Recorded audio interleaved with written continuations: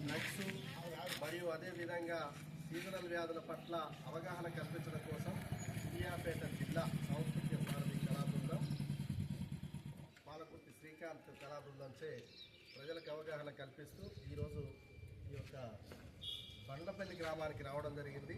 కార్యక్రమంలో భాగంగా డ్రగ్స్ నియంత్రణపై గడ్డములై ఒక పాట.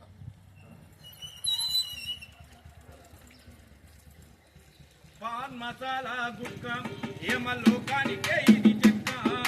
పాన్ మసాలా గుట్కా ఏమలోకానికే ఇది చెక్క.